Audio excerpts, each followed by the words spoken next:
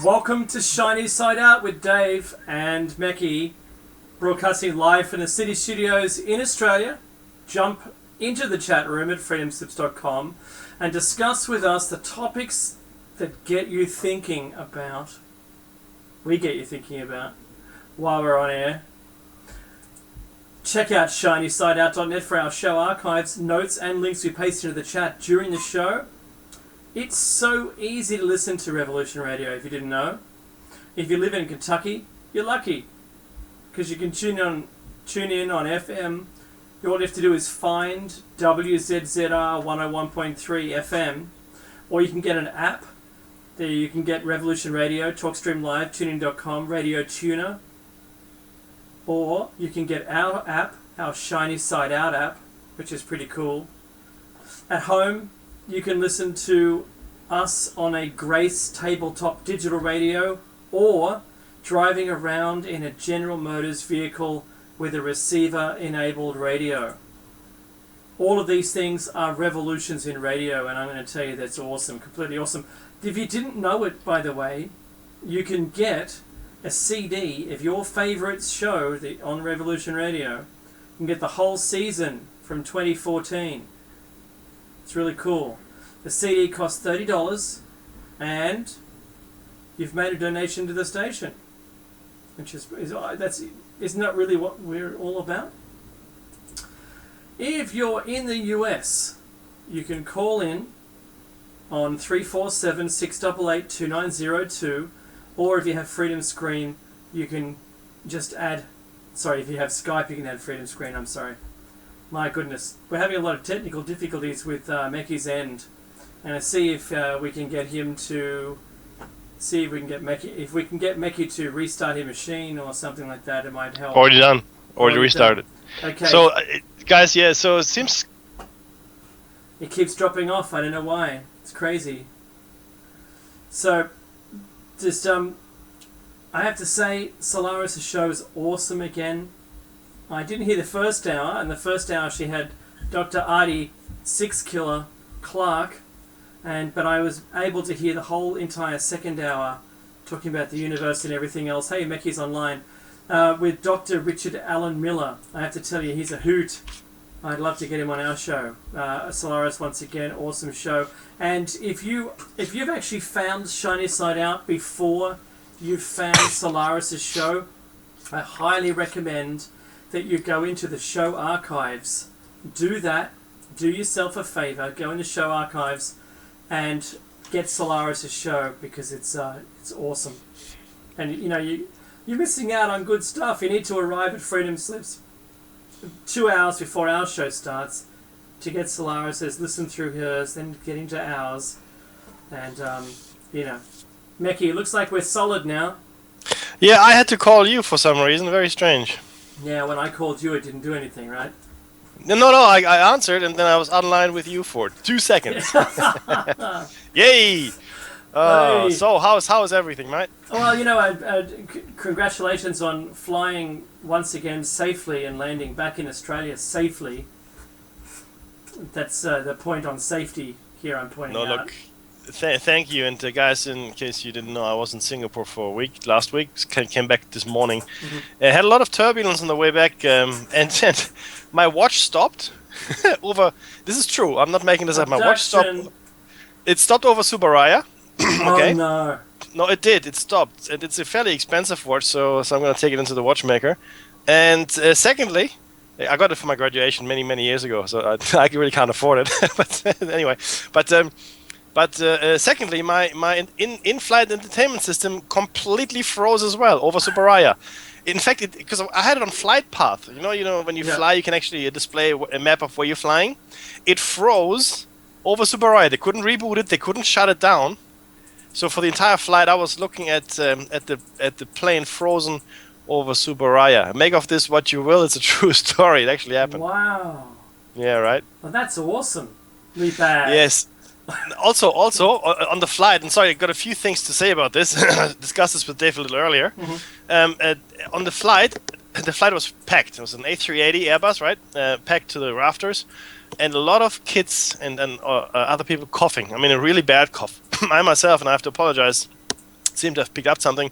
My daughter is not well either, and she wasn't well in Singapore. We spent 4 days in the hotel room with her. So much for having a bit of a break, and a lot of kids were coughing. I mean, really, like this, the deep bronchial cough that you get. And quite a few people in business class, because a friend of mine who was flying with us was actually flying business class. I didn't. Lucky him, right? And he said in business class, a lot of people wearing face masks. Another thing, which was interesting, last November I flew the same route, maybe even less time than that, but I think it was last November, just before Christmas, a couple of weeks or so, 3 weeks or something. Anyway, I flew to Singapore as well. And just had to fill in my immigration form coming back to Australia. It's just a little orange form you fill in. I'm got nothing to declare, nothing untoward bringing into Australia. This time, my family and I, each one of us, so there's 3 of us, and in fact, my mom and brother travel as well, but it's 5. But we all had to fill in Ebola forms. Wow. Ebola forms. Now, this is things we haven't spoken about Ebola for a while, because in the news they said it's actually under control. The infection rates have gone down. La la la. So it's a success story. I mean, if you follow the news, have a look for yourself. So the reporting is that it now has been contained. That's the reporting. Mm-hmm. However, last November, no Ebola form, and Ebola wasn't contained. Now they say it's contained, and we have to fill in this form, and they also have the infrared scanners. Right, wow. To see what your body temperature is and whatnot, and the Ebola form you have to keep for 21 days, because that's the incubation period. Remember, you have to keep that for 21 days, and then if something like vomiting, diarrhea, high fever, nausea, or any of these things happen to you, you are to contact the authorities. No, but at that point probably a little too late. but yeah, so. So isn't that? I mean, look, my point is, isn't that strange that now that it's under control and it has been contained, now we get to fill in the Ebola form? I don't get it. Is it not just the slow wheels of the bureaucracy turning around? Do you think, or is it something else? Are they looking for a reason? Yeah, look, I'm on the something else page. the bureaucracy is slowly turning, but. The wheels, I mean, there are, and maybe the forms didn't get out or weren't printed. I mean, that doesn't say a lot for our border protection and quarantine measures, because something like that should be rushed through. But no, it's and they have posters up as well in the airport. Ebola, be aware, as you walk into the terminal. Uh-huh. So this is now a big campaign. Again, maybe it is the slow churning wheels of bureaucracy. Maybe it is. Maybe we're a little bit too optimistic when we said, "Oh, it's contained." Sweet. No. So I don't know, mate. I don't know. Yeah, well, it tapered off somewhat, and it tapered off to the same bell curve that original one of the graphs that I showed, that said that you get this huge steep, high quantity of infections in a town. And the infections only start to drop off as the mortality rate increases to the point where there aren't any more people to infect, and then it drops off, right? Yes. So the more carers you throw at it, the more high mortality rate you get as well. Also, there was a story this week related to it, which was this fellow who was looking after a small girl. He had himself recovered, but was still in the hospital, looking, having, been through the Ebola tunnel, and he'd come out the other side, was no longer, was soon to be set free, and there was a young girl that was put in there, and this is the story of him having, acted like an adult parent and loved this child. Now he's immune because he's had it. He's immune for something like 10 years apparently. Don't know how they got those figures since it's only new, and he cared for this child, and the child made it through, and so oh wow, and so they've actually added to the list of things to do when you're caring for someone, and that's actually care. If you actually care and show love for the person, it could pull them through. Extraordinary. Who knew that was going to happen? rather than the cold, sterile world of this space suits and, and good luck with that is the kind of, mentality of these poor people who are being looked after. So anyway. Yeah, completely. Yeah, so extraordinary case, extraordinary story. But Meki, you don't sound at all, you don't sound 100%. No, like I said, I think I myself may have picked up something. Again, the worst place to be when there's someone that's sick is in an airplane. It's worse than a building because it is completely sealed, right? Yep. And it just recycles its own air pretty much, and it's freezing. I don't know what was wrong with the people on the plane, the people that run it. It was freezing. The air conditioning was blasting ice cold down on us, which is, I mean, I fly a lot, right? And it's usually not that cold. Yeah, but a lot of sick people on the plane, and a lot of sick people, because the flight actually comes from Europe via India. So picking up, going from Germany, I think it was to Turkey, and then going into India, and then going to Singapore, and from Singapore then on to Sydney. So there was quite a large mix, ethnically as well as culturally, I guess, on the plane, and very many different places they had touched down in, which could potentially increase the spread vector, Just saying. Yeah, just saying, I love that. Completely. And, you've got your passport stamped more times than a drug trafficker. Shh. Yeah. But Turkey, and you name all the countries they come from, so... Yeah, look, that's true. And I do travel a lot, and air travel still seems to be the safest form of travel, unless, of course, you're happening to be in an accident, which is horrendous, and very, very slim chance of survival at that point. Mm-hmm. But again, and you're exposed to different peoples, and you see how they deal with different things. And oddly enough, in Singapore, which is a very well-run airport, there's no Ebola form to fill in. There's no Ebola poster, right? It's just Australia is lagging behind a little. But people are sick. People are sick. There's apparently something called the Malaysian flu going around. Some people told me that when we were in Singapore. I'd never heard of it. Oh, you got it now, though. You'll know all about it. You better know it firsthand. Yeah, that's right. So if anybody knows about it... Meki is in quarantine right now. Yeah, that's right. Self. Yeah, self.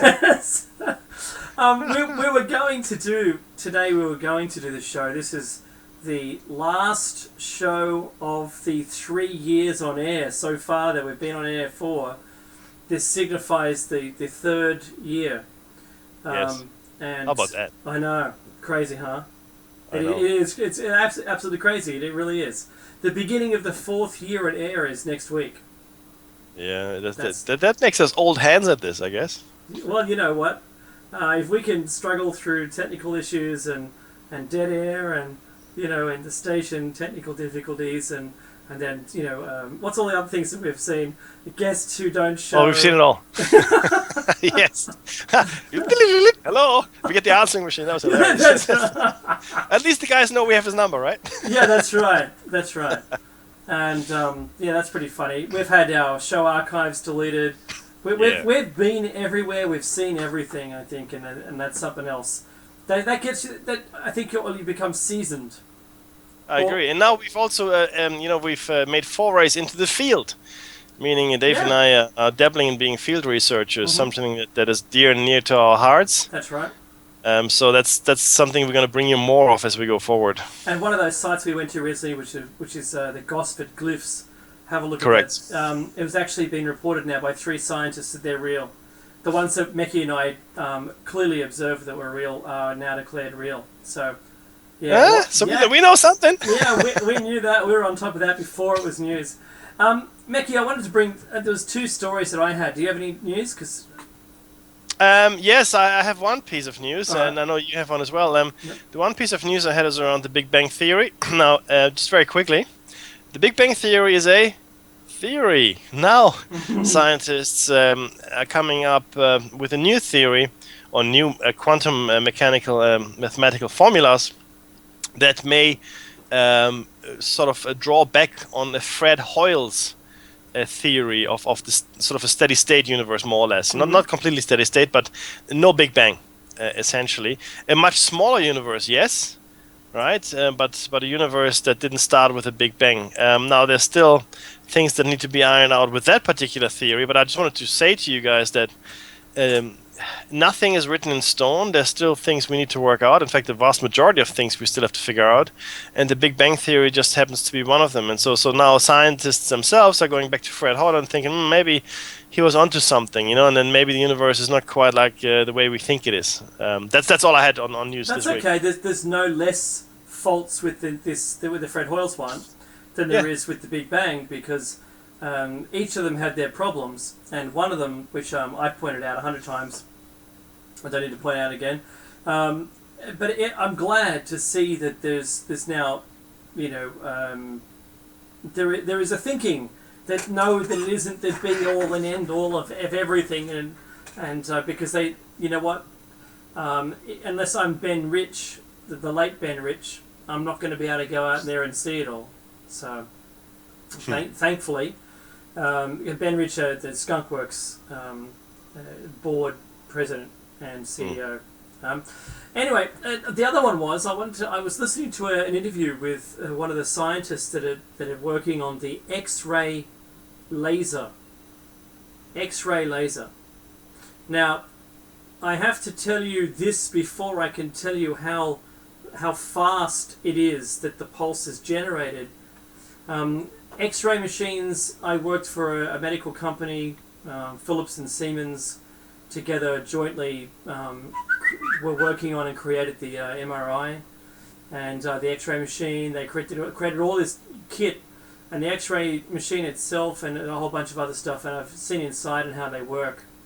One of the things is it gets so hot real quick that it has to be cooled with a spinning disc, which is self-lubricating by centrifugal force and a bunch of mechanisms that instead of using bearings, it uses oil and oil pressure to keep itself centralized. It's crazy technology, right? That's the old-fashioned thing that you hear whir up. It takes the millisecond photo of straight through you and is exposed, and then you hear it start to whir down again. That got so hot they have to pump gallons of oil through this thing to try and move this heat away. I'm going to talk now.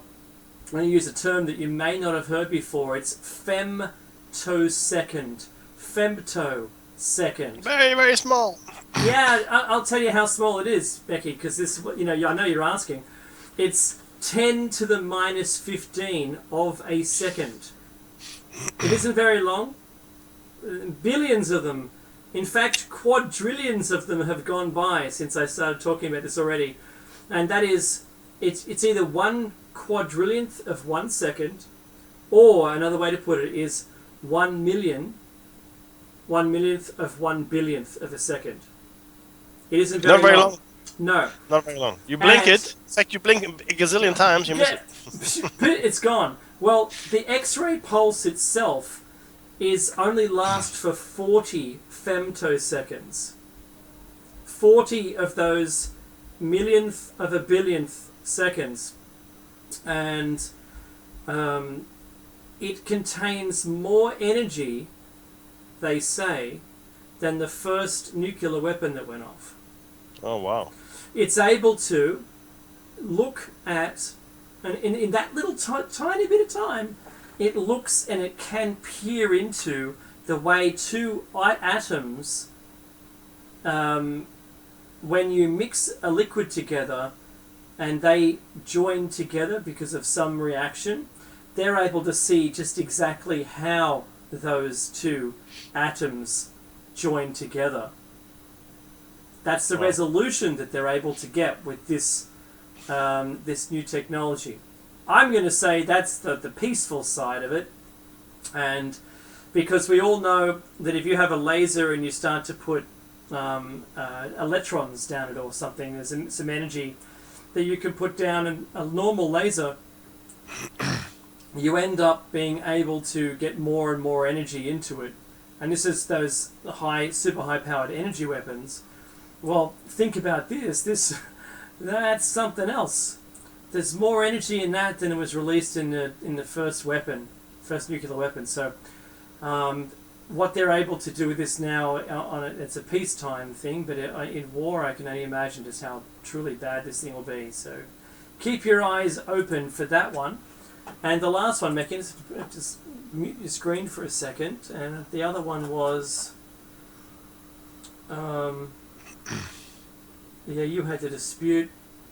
Oh, the first. That's fine. That was, I think that's all they had. Mecky, I'm sorry. That's all good. Yeah, I'm gonna put the link for my one into the chat room for the show. Okay. I just want to make an observation here. So, and I was listening to, I was watching CNN, I think, the other night when my daughter was sick. I do enjoy the puppetry. So, but nonetheless, how many Bushes and how many Clintons have run for president in the last 20 years? How many? The answer is all of them. They've all run for president. We're going to talk about this a little later in the show as well if we get to it. But guys, so you have Grandpappy Bush. Yep. His son. Yep. A president as well, and then his brother now is running for presidency. Jeb Bush. He's his own man. He says, "I'm my own man." Yes, sure. Two of my relatives are presidents, but I'm my own man. But drop your surname, change your surname, and then we'll start voting for you. Right. Bill Clinton was president, and now his wife Hillary, it seems, the main opponent in the Democratic field for Jeb Bush. So it'll be Jeb running against Hillary potentially, right? Oh boy. And the thing is this: there are 300 million odd Americans, right, in America, about 300 million, and the same close-knit families are running for president year after year. You guys don't think that's odd? You don't think that's a funny thing? It sort of reeks of the Rothschilds, doesn't it? Hello out to you out there. Completely. But look at the other candidates as well. I mean, Joe Biden is potentially running again. You know, maybe maybe against Hillary. I don't know. And look at the other names. Sarah Palin might even run again. Good luck with that. But she can see it from her backyard. That's right. Yeah, Mike Huckabee. You might remember him. He had to quit. Yep. Yeah, so he might. Anyway, so the point here is though that so you've got the families, the Bushes, the Clintons, the Kennedys, and so forth, right? Other names as well, and we're going to mention some of them today.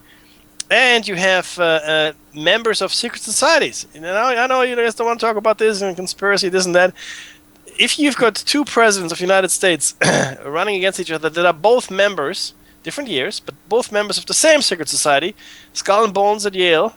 Yeah, I'm talking about obviously Kerry. John Kerry and George Bush, at the time, George Bush Jr., both members of the same secret society. And there's 10 or 12 people a year, they admit. So altogether, there's maybe, 200 people alive at any one time. So that's pretty slim odds that both of them, like the Democratic and the Republican candidate, would belong to that very same secret society from Yale. Mickey, check. I smell Kang and Kodos. We have taken over your leaders. But that's it. It doesn't matter who you vote for. You're doing the same thing. Completely irrelevant. Yeah. Completely irrelevant. but people, I mean, isn't it odd? I mean, look, I know that a vast majority of our listenership is in the States, and that's great. And we love obviously the station himself. The station itself is based in the States. Nighthawk is an American citizen, and so forth. Correct. Guys, I mean, obviously you're listening to this, so you are awake. Tell your neighbors. I mean, why doesn't somebody write an article in Times Magazine or in the New York Times or in the Boston Globe or Washington Post? I don't really care, right? And say, look, isn't that strange? All these same people running for these offices yet again and again and again. Not only that, how closely tied are they to corporate finance and to the military-industrial complex? Very close. Mackie. Umbilical cord, guys. Umbilical cord. That's what this is. Okay. Mackie, it's almost a monarchy.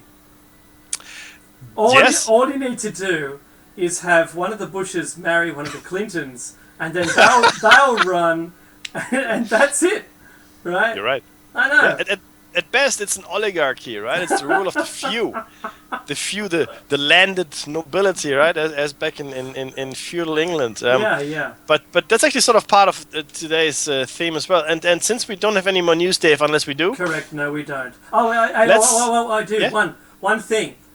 Go ahead. Yeah. All the 9/11s, truthers out there would have kept a keen eye in Dubai. Oh, with yes. The torch building. Yes. Aptly named. It lit up the night sky, I'll tell you that, right?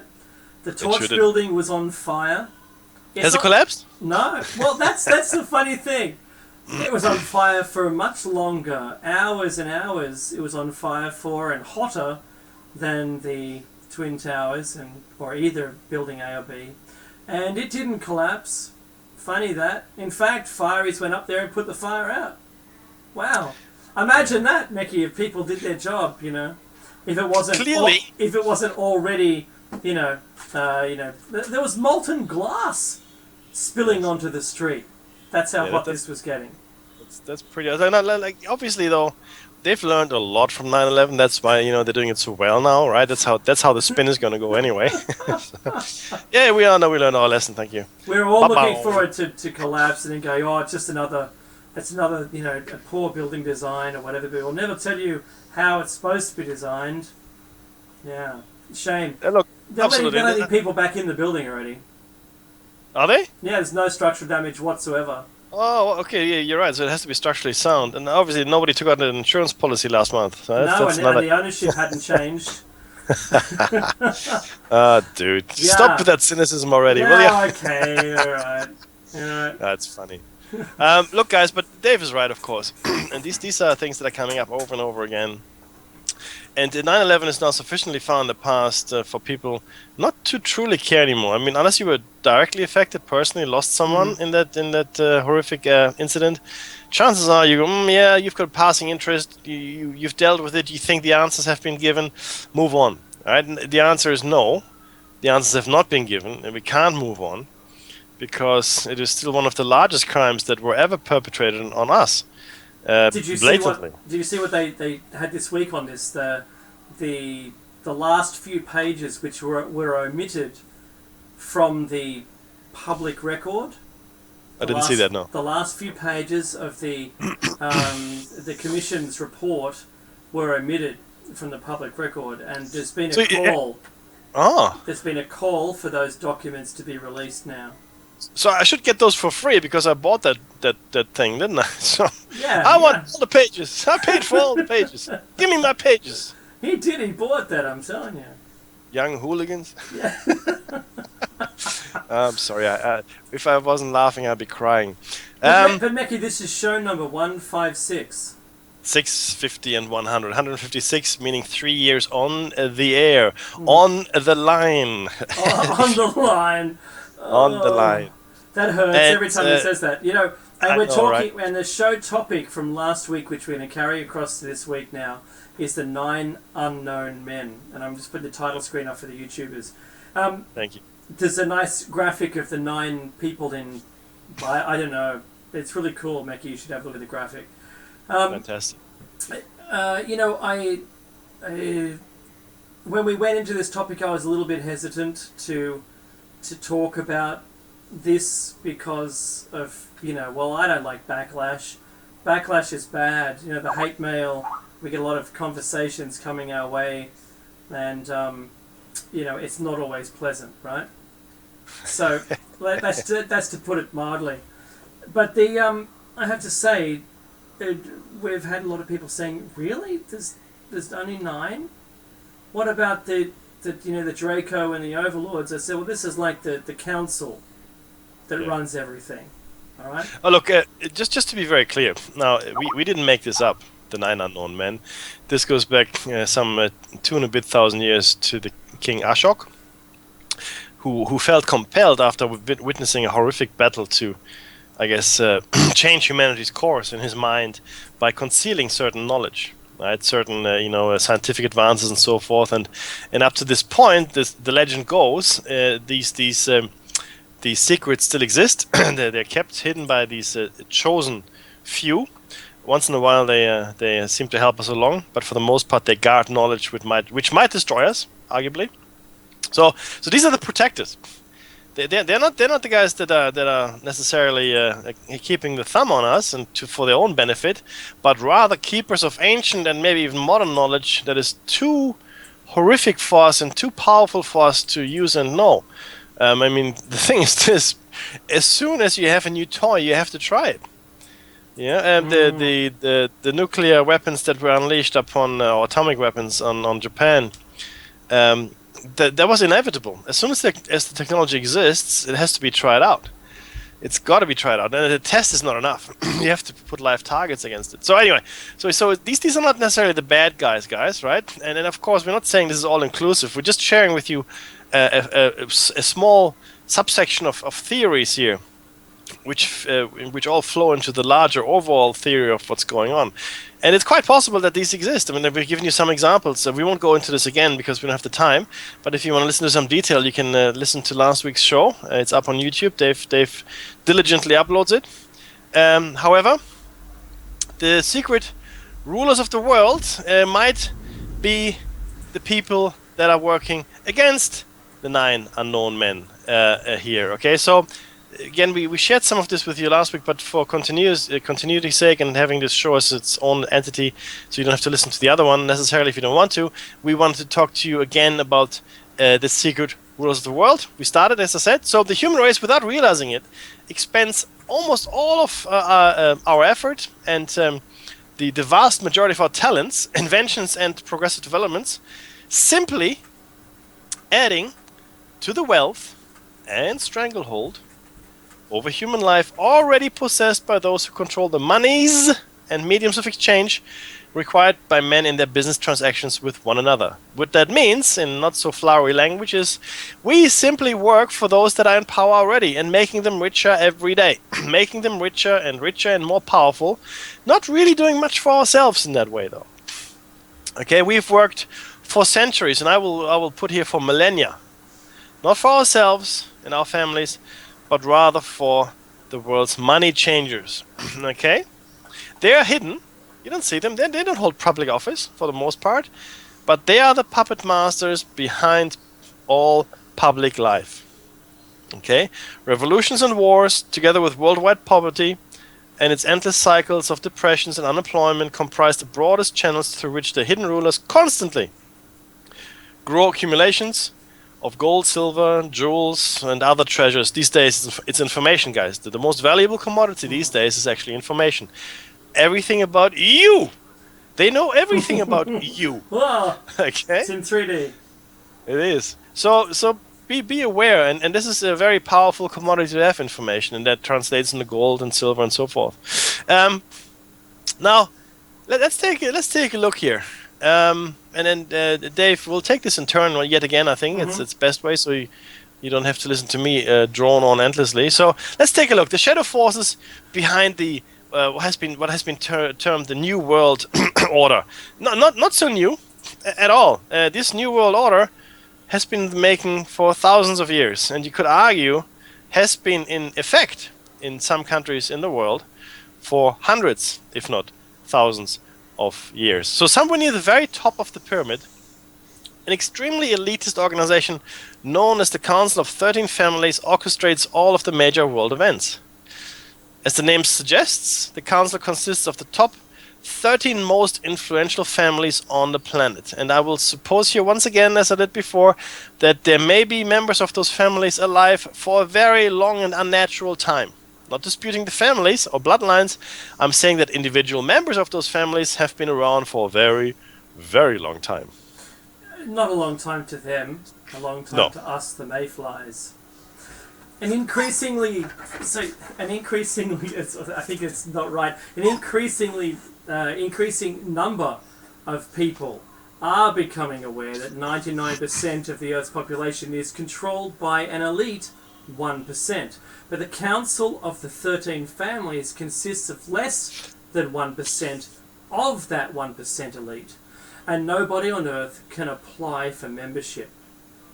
That's right, you have to be born into it. Just to be very clear, we're all familiar with the 1%ers, Dave, right? Mm. You know, the rich ones, they control Wall Street. The Wall Street. Yeah, the Wall Street crowd, right? Yeah, exactly, right? Now, we're not talking about those guys. We're talking about the 1% of that percentile. Yes. All right?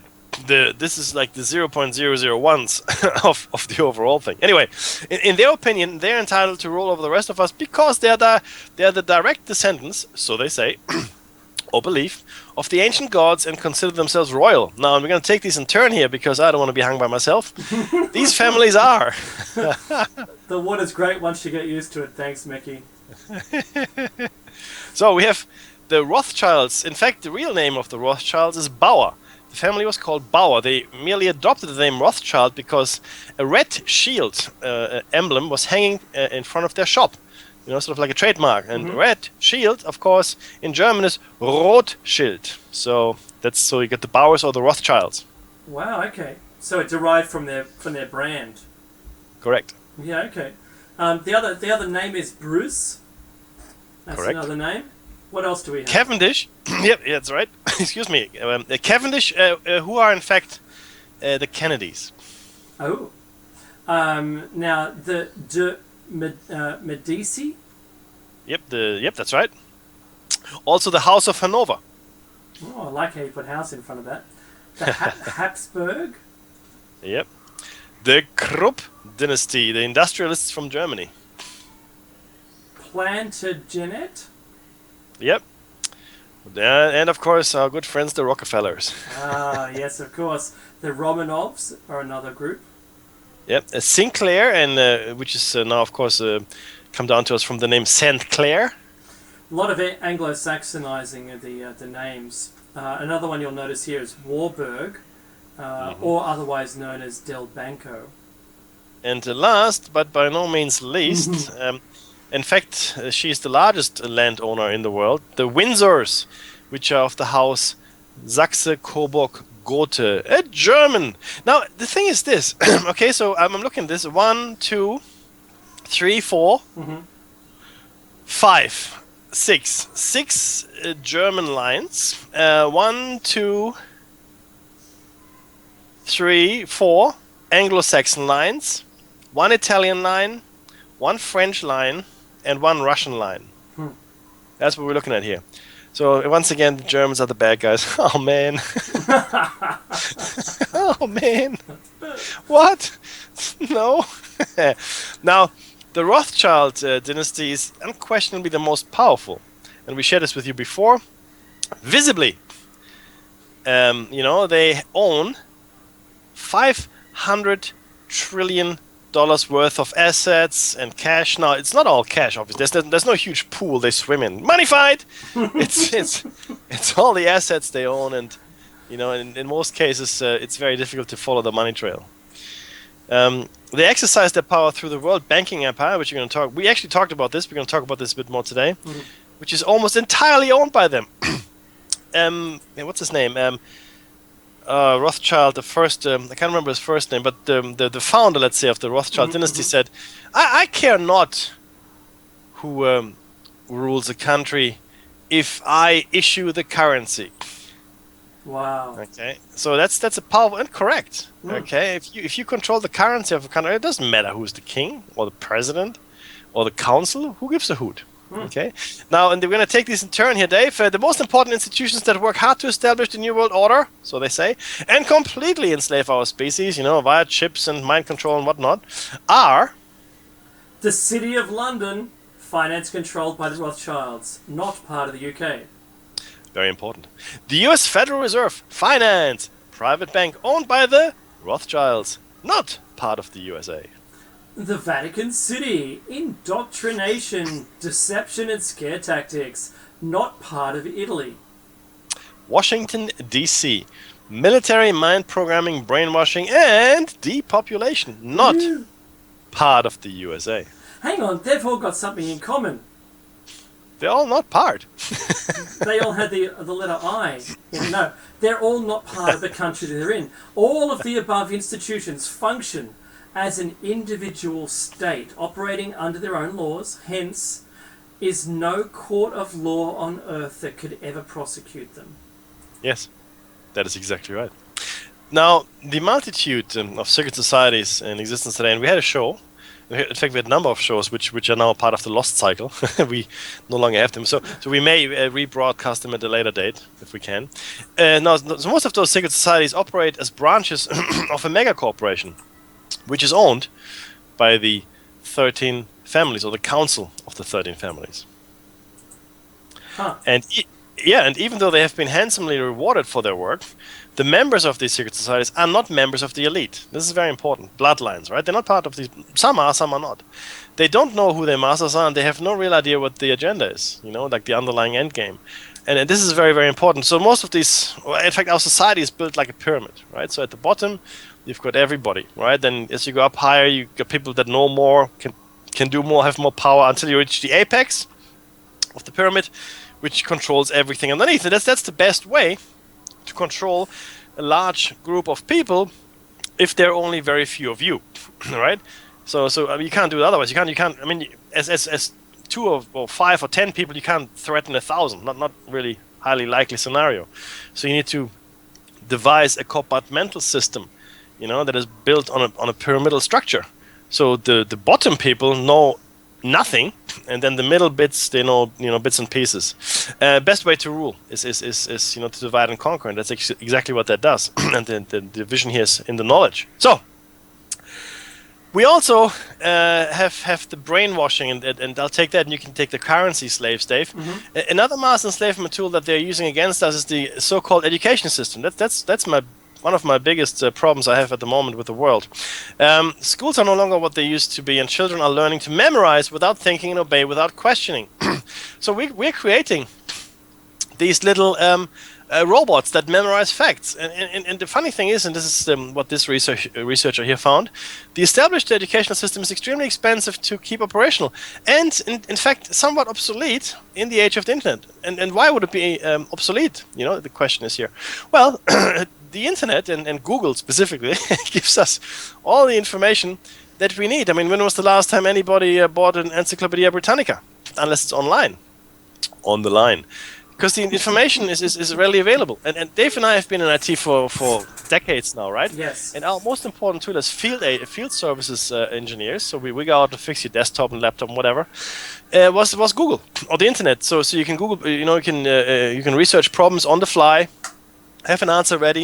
You don't have to go back and go to the library and look at books and try to find the answer. It's instantaneous service, and I certainly used it a lot when I was a field agent. And not a field agent, a field services technician. I like field agent though, right? That sounds nice. I like field agent as well. It's the gun in my lapel. Completely. Yeah. Now, so you ask yourself, why do we have this archaic educational system? What we should be teaching our children is how to correlate information, how to find information, not to learn it by rote.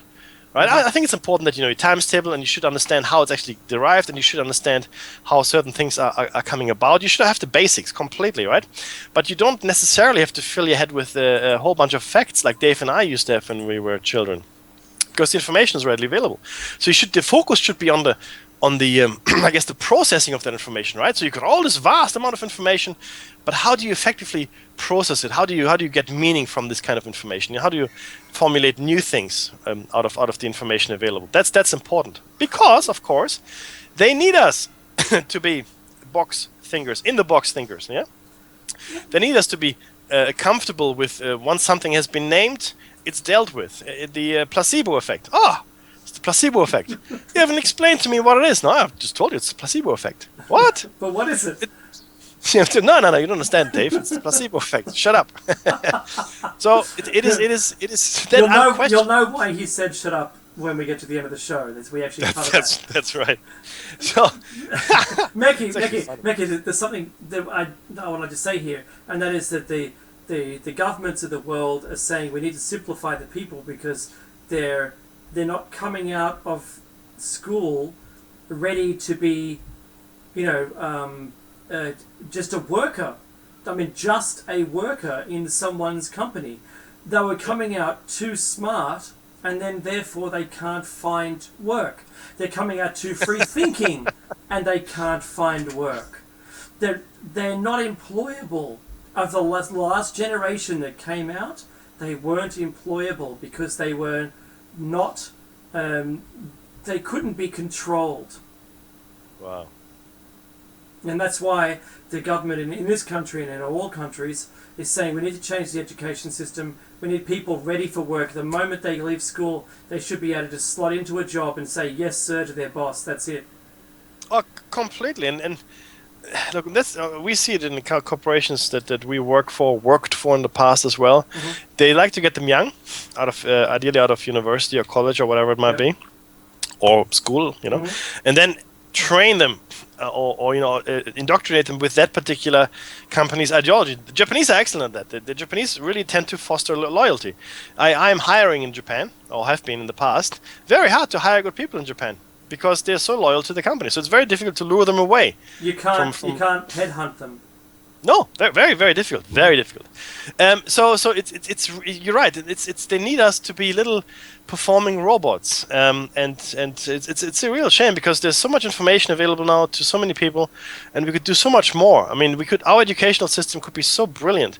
The technology we have at our disposal. I mean, think about it, Dave. I mean, in my day, we had the chalkboard and chalk, like a black chalkboard. When chalk. I was a kid, yeah. Right. I didn't have a calculator until year 12. In Germany, right? That wasn't allowed. So everything had to be either in your head or longhand on paper. Completely. So it's and these days the tools available. I mean, kids now are required, I think, to have laptops even in primary school, right?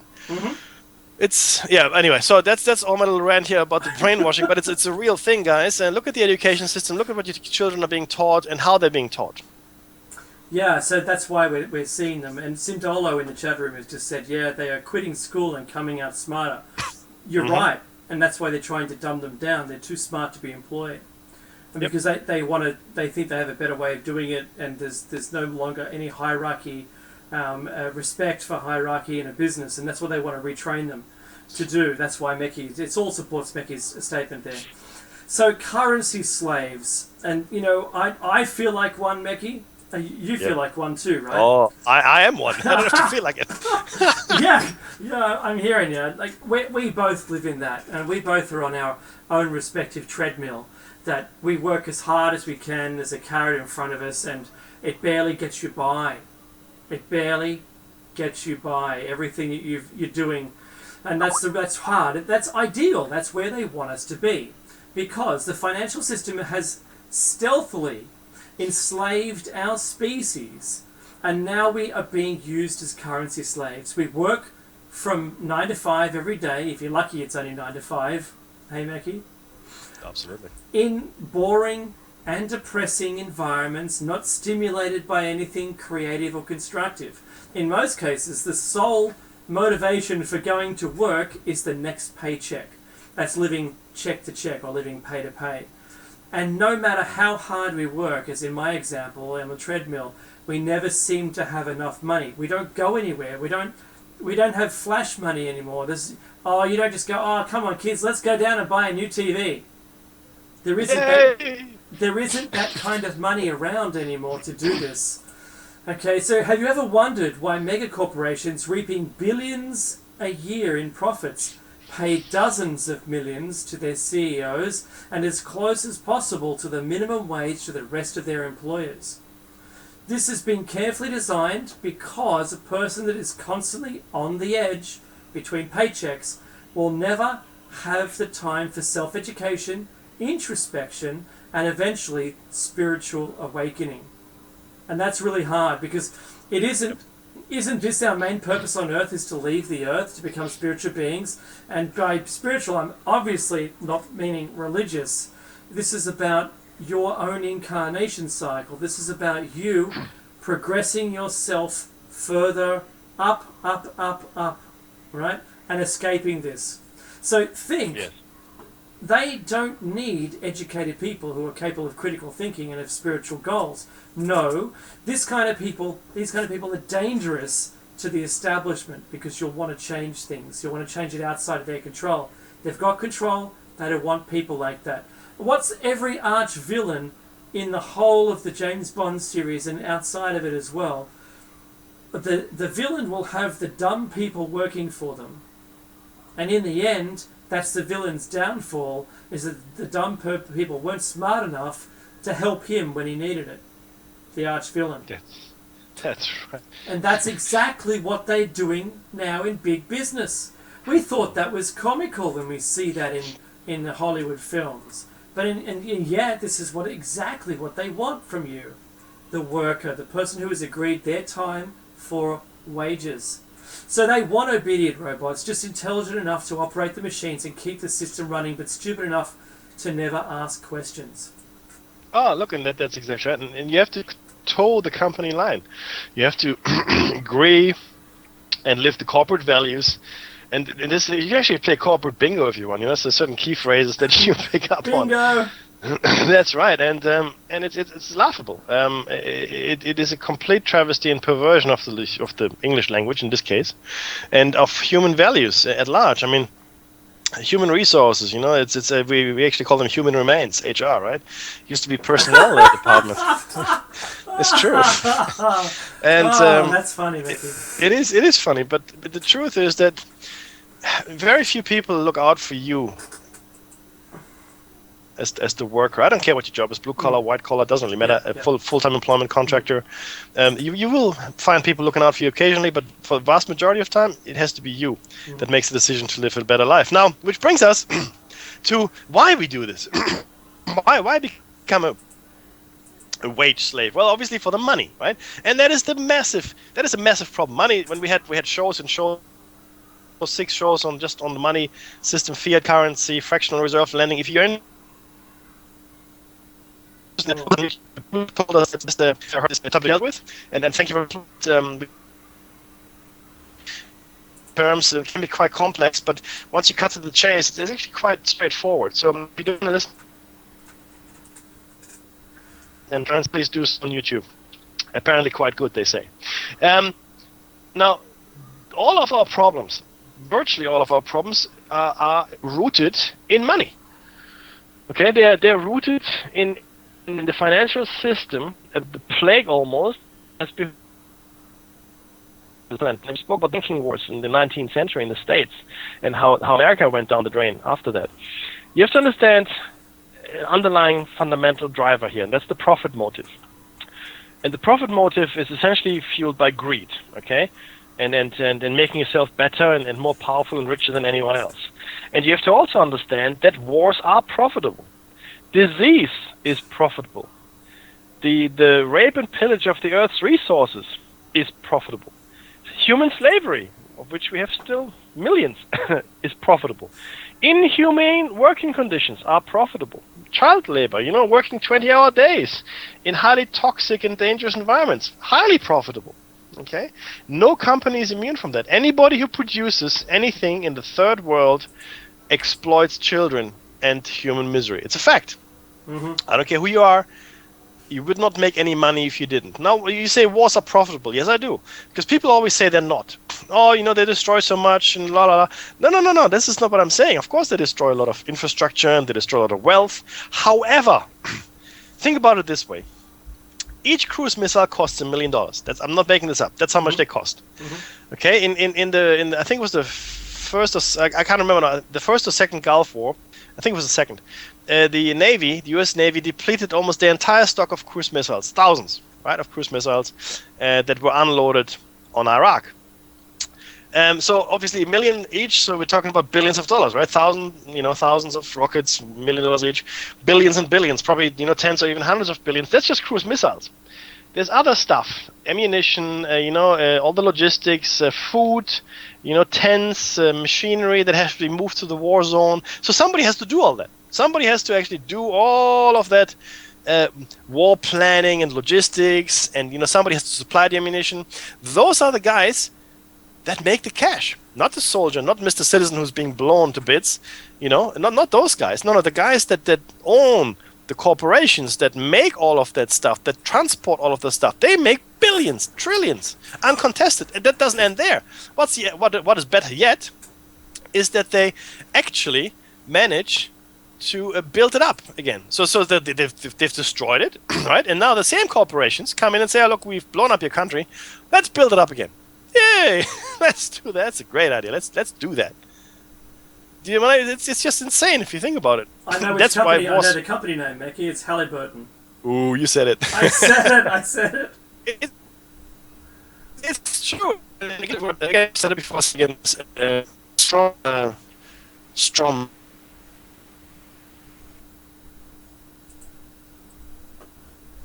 Doesn't look like we've got much feed from Mackie now that I've said that word. Meki, I'm going to just remind you, maybe turn off your video just for a sec until the top of the break. There we go. How's that? That's much better. It's great audio now. Okay, good. So and this is the problem. Western medicine is not interested in healing you. Western medicine has no interest in healing you. None. Until your disease. Because it's a lot more profitable. I mean, I'll keep you alive. You're miserable, but you have to pay me for medicine and treatment and so forth. I don't have to talk about the others, inhumane working conditions. If I don't make sure that you have a good working environment, I don't have to pay for OHS, which is occupational health and safety. I don't have to do any of those things, and you could be working in an acid vat for all I care. That slowly eats your lungs. Then I make a lot of money on that. The goggles, they do nothing. They do nothing. So our leaders that we supposedly elect have been corrupted by money, and mankind's collective mission on Earth has been hijacked by money as well. Correct. Money is a problem. Money is a problem. It has made one thing possible. It has made possible the creation of a subclass which I call parasites. With money, you don't actually have to do anything useful. With money in existence, your job could add no value, none. But it could be highly paid, like the Wall Street guys. They add nothing, they make nothing, they do nothing. They move money from here to there, get paid huge commissions, ridiculous, millions, hundreds of millions of dollars, without actually making it. They don't bake bread, they don't build ships, okay, they don't clean streets, nothing. They actually don't add anything of value to the economy, except, their spending habits, that's it. So for the first time, maybe in history, money has enabled us to have a class of parasites that are more powerful and richer than the actual people doing the work. Think about it. This is insane. This is crazy. I can't think of it enough. The bartering system. Everybody has to do something. In the bartering system, everybody has to bring a skill or profession. Right? I fish. This guy's a carpenter. I give him 10 fish for a stool. All right, and this guy over here, he's very good at hunting. He hunts deer. And this guy over there makes really great wine or whatever it might be. But we all have to do something, right? All of us. Not anymore. And there's the music. And donate. Please don't forget to donate, okay? Freedom slips, guys. We'll test you on it after the break. Hold on, it's only a short break, and we'll see you afterwards, okay?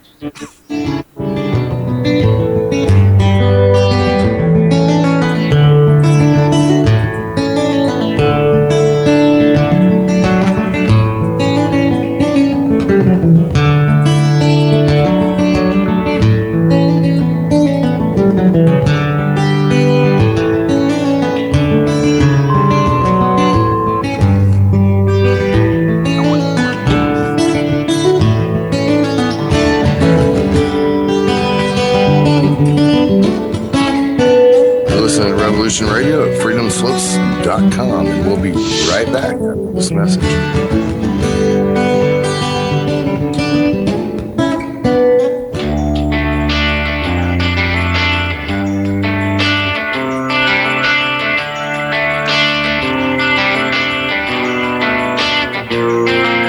This is Thomas, a.k.a. a Mad Painter. I'd like you to join me Monday nights, 10 p.m. Eastern Standard Time for Open Canvas. Don't forget to bring an open mind. Yes, folks, that's right. Bring an open mind to an open canvas. Again, that is Monday nights, 10 p.m. Eastern. UFOs to government corruption. This is Revolution Radio, freedomslips.com. You don't need to expect us. We're already here. There is no denying the world is awakening.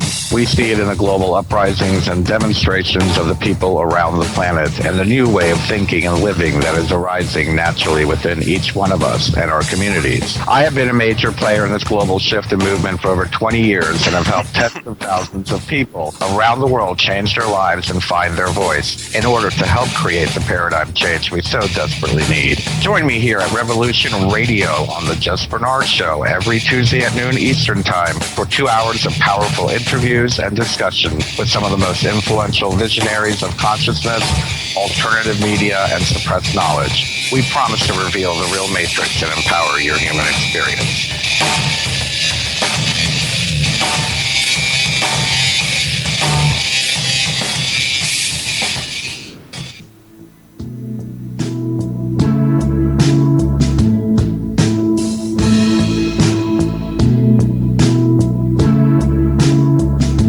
Is your data safe? Do you have the necessary information to assist you in confidently living through just about any survival situation? Is survival and gardening, off-grid living, medical knowledge, or even natural or man-made EMPs on your list of personal concerns? Do you have your documents and your personal information in a safe place in your hands where you know where it is? Well, check out our preloaded EMP-proof thumb drive.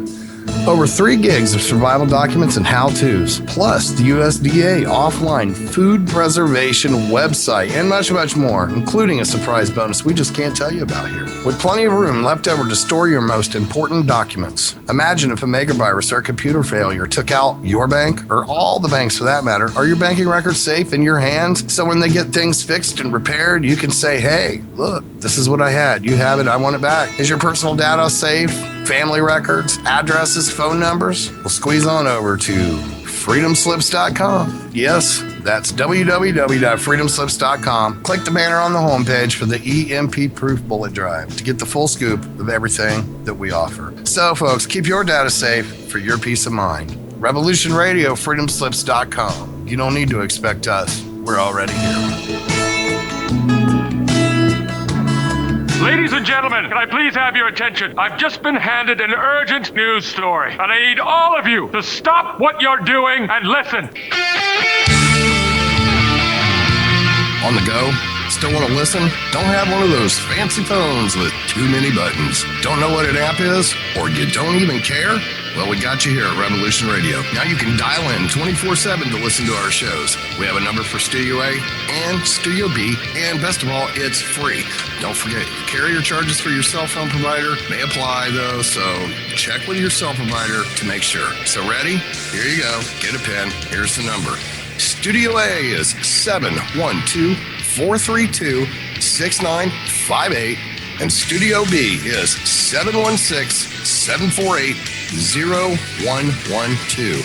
Thank you very much for listening to Revolution Radio, freedomslips.com, the #1 listener-supported radio station in the world.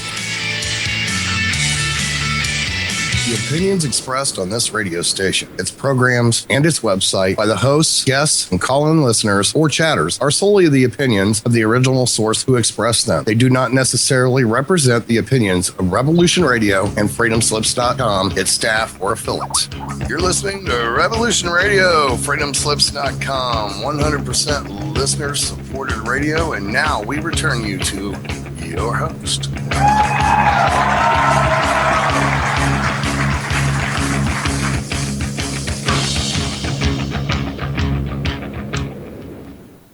Hello and welcome back to Dave and Mackie's Shining Side Out, episode 650 and 156, marking 3 years on the air today. Thank you very much. And we are on Revolution Radio, freedomslips.com. If you have the time and money, please donate to the station. It's entirely run on listener donations. It's listener-funded radio. No corporate media, no corporate sponsorship, none of that here. So if you have the money, the wherewithal, as it were, go to the homepage or to the chat room. It's on the left. There's a button right in the middle that says donate, quite easy. And you can do a one-time credit card donation if you wish to do that, and or PayPal, which is safer if you like. So please do, and it is very important that you do that, because it's not just Dave and I. There are other hosts, and most notably, of course, Solaris just before us, but there are other great hosts that have their shows on this particular radio station.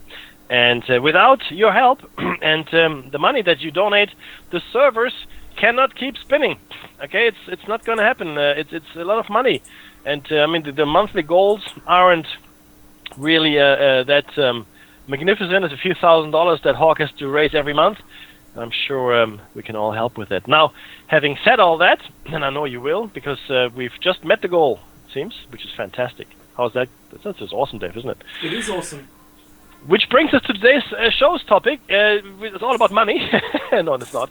It's actually about it's about the secret fabric of society, the two forces potentially that are working for us and against us, the 9 unknown men and the people that actually rule this place. So Dave is going to share with you a solution, potentially, to the crisis we're facing.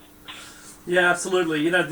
There's some. I'm just going to say quickly before I do that. There was one news story I forgot, and that's Stephen Hawking was suggesting against the LHC experiment. Look it up, and you know what? When the brainiest guy on the planet tells you should possibly not do it, I think that's something else, and that leads us in as a segue to the solution.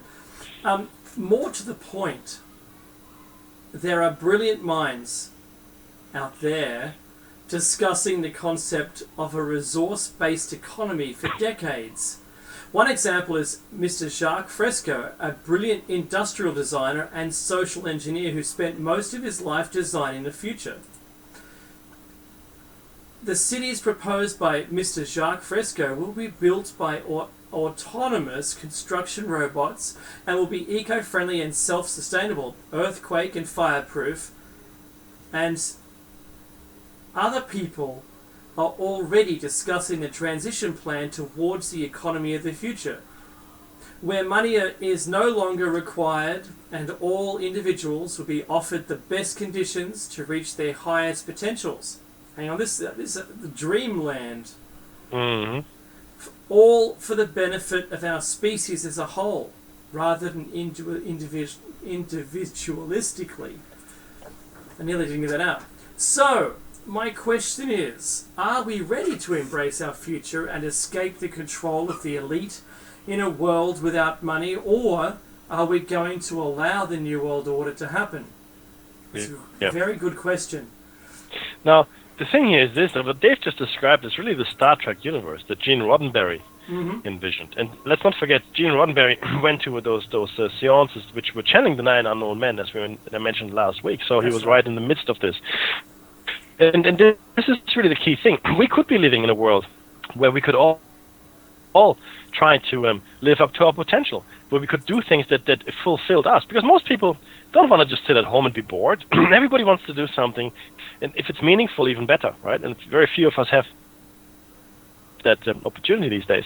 How much better would the world be, Dave, if truly we could channel our energies and wealth into trying to make life better for everybody? I know it sounds like a crazy hippie thing, right?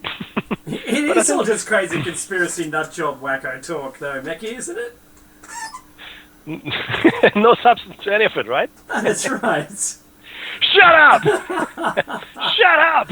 Shut up. I love that defense. That's the shut up defense that we found that the debunkers will use. Shut up! Completely. Yeah. Completely. Yeah, so no, it's not. In fact, it's not all. No. Oh dear, Mecky's... Yeah, it's... hello? Yeah, vid off again, man. Alright, always, buddy. Alright. Yeah. We'll get some better throughput. They're obviously onto us, Mecky. That's what it's all about. Well, it's odd because I'm cabled up. I mean, I used to be on Wi-Fi, but now I'm all cabled up, so there shouldn't be any issues. But I'll look into the matter and see. Now, but having said that, so it is not all job wacko talk. There's this article here we want to share with you, and the article was actually first published September 30th, 2013, and Dave and I will take the paragraphs in turn to make it a bit more interesting for you. So, Karen Hughes, okay, this article is about her. She's a graduate of the Yale Law School, and she worked in the legal department of the World Bank for more than 20 years. You can actually, look her up. So it's Karen, and then Hughes is H-U-D-E-S. H-U-D-E-S is her last name. In fact, when she was fired for blowing the whistle on corruption inside the World Bank, she held the position of senior counsel, which means she was the senior legal advisor to the World Bank at that time. I've got a slide up with a picture there, and it's got the World Bank. Great. It's easy for the people. She was in a unique position to see exactly how the global elite rules the world, and the information that she is now revealing to the public is absolutely stunning. According to Hughes, the elites use a very tight core of financial institutions and megacorporations to dominate the planet. Correct. The goal, ultimately, is control. They want all of us enslaved to debt. Well done. We're already there. They want all of our governments enslaved to debt. Well done. Almost there. Yep. And they want all of our politicians addicted to the huge financial contributions that they funnel into their campaigns. Again, think about who gets elected, right? Since the elite also own all of the big media companies, and there's really no problem with that, the mainstream media never lets us in on the secret that there is something fundamentally wrong with the way that our system works. in the US, if you're there listening to this, you know that the guy who gets in is the one with the most money. Mm-hmm. And controversially, this week there was something about that in the media where it says, well, why even bother voting? Just that the richest guy is going to win anyway, so what's the point? Yeah. Really, there shouldn't be any money. It should be donated by your own treasury. The treasury should allocate X amount of funds to everyone, and they do what they can with it, because you know that financially responsible person is going to do better than in your country to lead it, rather than the one who had the most money to splash around. Because when they get in, they don't have any money to splash around. Yeah? We're all broke. Every country is broke. Good luck with that. Remember, this is not some conspiracy theorist saying that these things are true. We're talking about Karen Hughes. She worked there. This is a Yale-educated attorney that worked inside the World Bank for more than 2 decades. The following summary of her credentials comes directly from her own website. Now, before I go into that, there's a comment from the chat room, and thank you, Zippy7830. We have heard that Karen Hughes might be a shill. She might be a misinformation agent. That doesn't take away from the things that she does say. And good disinformation agent always carries truth in the message. So I think that she is not entirely off the mark when she tells us what goes on inside, the banking system and the World Bank. So I would say she may be planted, she may be used by the elite as well, yes, but at the same time we are getting some information that otherwise we would not. Okay, and it is lending this whole I guess conspiracy theory, if you will, a lot of credibility as well. Now, this could be another agenda altogether, of course, for something that Dave and I haven't quite figured out yet, or anyone for that matter. Maybe you have. But at this point, I would like to continue seeing what she has to say. You know what I mean? Anywho, so Karen Hughes studied law at Yale School, and it was an economist in economics at the University of Amsterdam, and she worked in the U.S. Export-Import Bank of the years from 1980 to 85, and in the legal department of the World Bank from 86 to 2007. Also, don't forget this: it might be in the interest of the elite for us to think that she is in fact a plant, that she is a shill, and when she is not. So I know this is like, it's a bit of double think happening here as well. I mean, what is the truth, what is not? How much of it can we actually believe? I leave it up to you guys. We just put the information out there. I'm not saying she is or she isn't. If you've made up your mind, that's great. But think about this as well. Have you made up your mind on something that they wanted you to make your mind up on? Oh, well done. Touche, Mackie. This is also the problem. When they say there's a whistleblower from somewhere, in Australia we have whistleblower. It's basically, protection. In America, you can go to jail for the rest of your life just by telling the truth.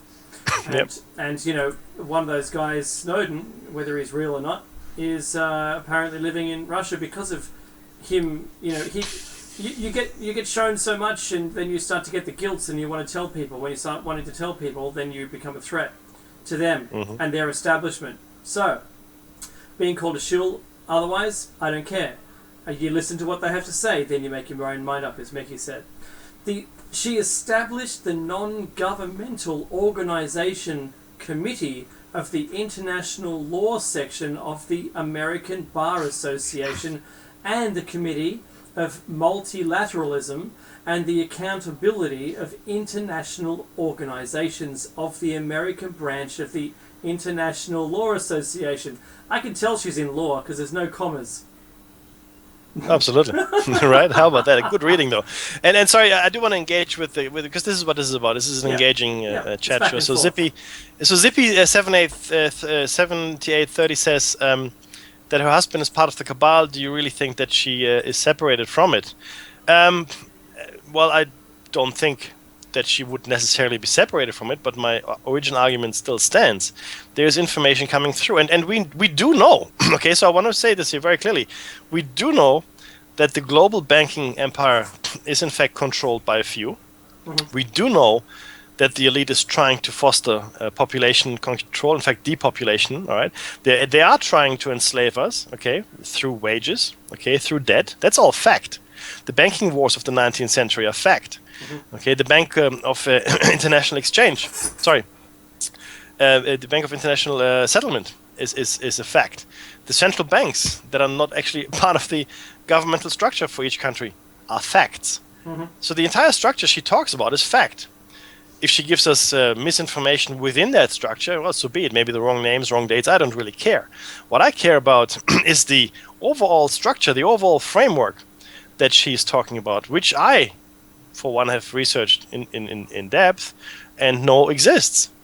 There's no question in my mind whatsoever that the banking system is controlled by few. The media is controlled by few.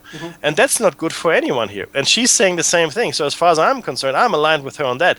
Whatever else she tells me about specific dates, specific people, I'm not really too concerned about. Don't care.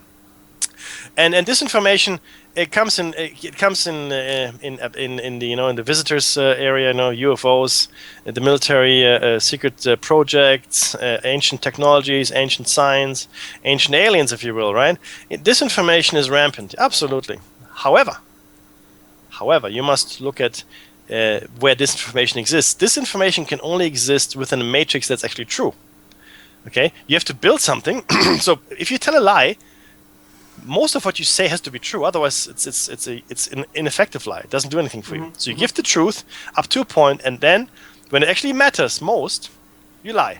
But everything up to that point is true. So let's stay with Hughes for a moment. So allegedly, or apparently, she's trying hard to expose the corrupt financial system that the global elite are using to control the wealth of the world. I think nobody would argue with that. During an interview with the New American, she discussed how we are willingly allowing this group of elitists to totally dominate the resources of the planet. Once again, I don't think anybody would argue with that either. Zero argument from me. So I would like to know, and this is not a challenge, but I really would like to know, Zippy and Chindolo, what specific disinformation are you referring to? What specific disinformation has she given us? All right, so that would be very interesting if you've got some specifics. No, once again, a generalization. So it doesn't matter. You have to understand that all that she says is not true. Take the truth, leave the lies, but always understand that there is at least some lies. But look, there are, and not only that. I mean, some people are just, don't know everything. So I think there are lies, and there are things that are made up, not maliciously, but simply because they don't know. So I don't think anybody holds a monopoly on the truth, and I will take all sources of information to build up my world picture. I have to. Because if you only watch BBC and CNN, good luck to you. It's not going to happen. Yay! The best comedy channel on the planet. On the planet.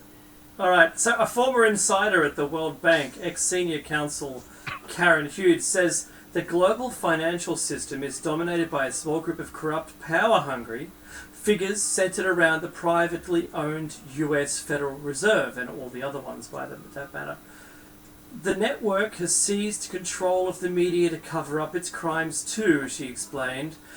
In an interview with the New American, Hughes said that when she tried to blow the whistle on multiple problems at the World Bank, she was fired for her efforts. Of course she was. It went against what she was supposed to be doing.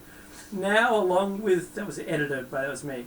And now, along with a network of fellow whistleblowers, Hughes is determined to expose and end the corruption as she's confident of success. Meki, what did the American government have to do in 2008, and where did they give all of that money?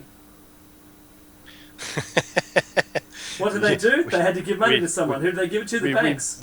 We bailed out the banks, didn't we? In fact, Mr. Main Street in America, you had the privilege. You had the privilege of funding hundreds of billions of dollars of corporate bailouts.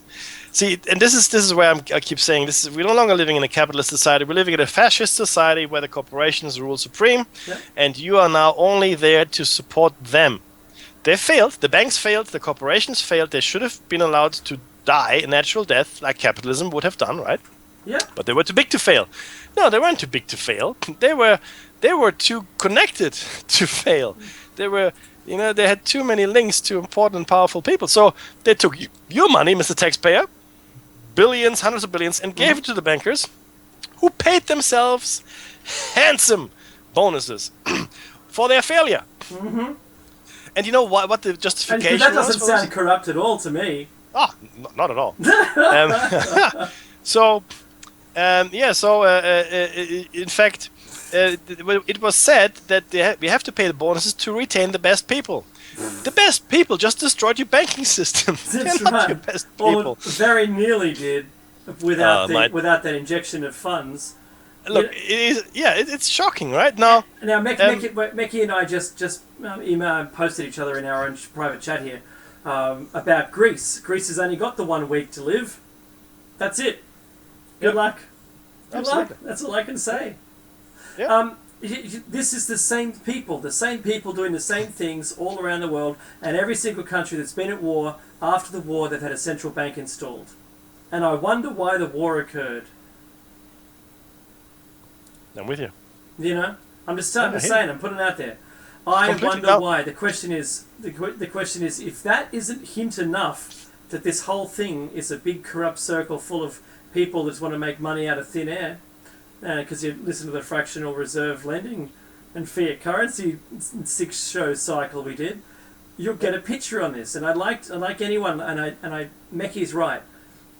Zippy 7830 in the chat room, post some links, show us the information, and we'll get the information from everywhere, and we're happy to correct ourselves. Go ahead. Zippy did. In fact, he sent the Freedom Minds for the Republic. I'm just at the website there. Mm-hmm. I actually blogged through WordPress as well.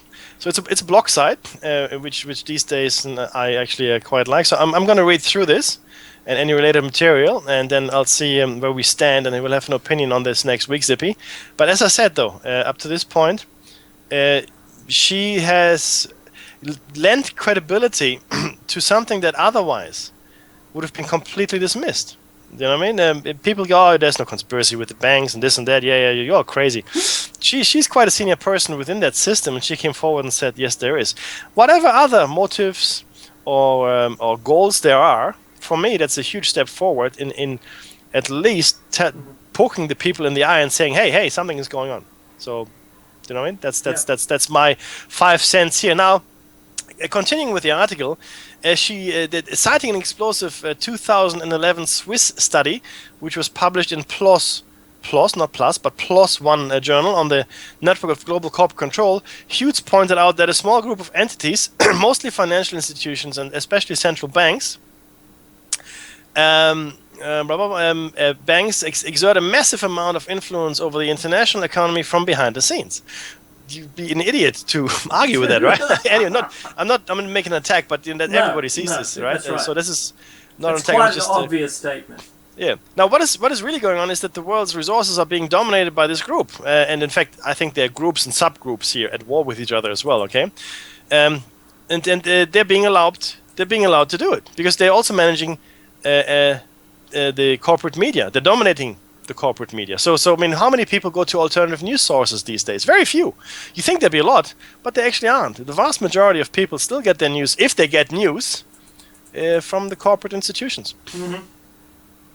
Completely. It was conducted by a team. This is the research was done by a team of researchers at the Swiss Federal Institute of Technology in Zurich, Switzerland. They studied the relationships between 37 million companies, 37 million companies, I have to say that again slowly, and investors worldwide, and what they discovered is that there is a super entity of just 147 very tightly knit mega corporations that control 40% of the entire global economy. Yep. Just to put this once again into context as well, and before I go on with the article here, we did this of our own bet as well, and we found that the vast majority of media organizations in the world is now owned by 6 corporations. Mm-hmm.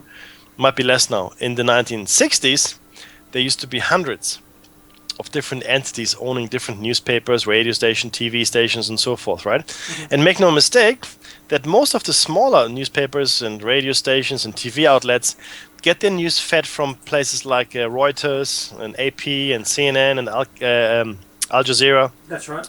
Because they simply don't have the resources, they were simply squeezed financially to the point where they couldn't afford to have their own research going on. Yeah, absolutely. Completely. Now, I think you're up, right? No. But that's okay. No, it's me. It is yeah. me. It is me. When? Yeah, when the team further untangled the web of ownership, it found much of it tracked back to a super entity of 147 even more tightly knit companies, as Dave said, right? All of their ownership was held by other members of the super entity that controlled 40% of the total wealth on the network. In effect, less than 1% of the companies were able to control 40% of the entire network. That's when you've got mixed boards and so forth, presidents sharing several companies. And this was Gladfelder that said it. Most were financial institutions. The top 20 included Barclays Bank, JP Morgan and Chase and Company, and the Goldman Sachs Group. Wow. But the global elite don't just control these mega corporations, according to Hughes. They also dominate the unelected, unaccountable organizations that control the finances of virtually every nation on the face of the planet. The World Bank, the IMF, the central banks such as the Federal Reserve literally control the creation and flow of money worldwide. At the apex of the system is the Bank for International Settlements, and that's really the key thing I wanted to share with you. This is really what this is all about, the Bank for International Settlements. We're going to go into the history of those guys as well. It is the central bank of central banks. Okay, and it's very important that we understand what that means. We don't have to wait for anybody to fire the Fed or Bank for international settlements. Some states have already started to recognize silver and gold, the precious metals, as currency. Okay, and most people have never even heard of the Bank for International Settlements. But it's an extremely important organization. In a previous article of this author, he described the central bank of the world. And it's literally immune to the laws of all national governments. Okay, and as I said, we're going to go into this a little bit further into the show and what the Bank of International Settlements actually means. It's shocking, in fact. An immensely powerful international organization that most people have never heard of secretly controls the money supply of the entire globe. It is called the Bank of International Settlements, and it's the central bank of central banks. It's located in Basel, Switzerland.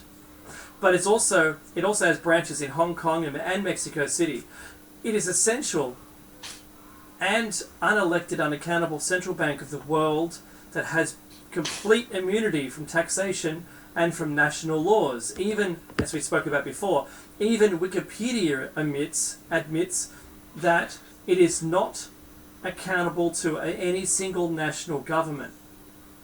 So it's been placed in a strategic position. Yep. It was used to launder money for the Nazis during World War II, but these days the main purpose of the BIS, or the Bank for International Settlements, is to guide and direct a centrally planned global financial system. Take it.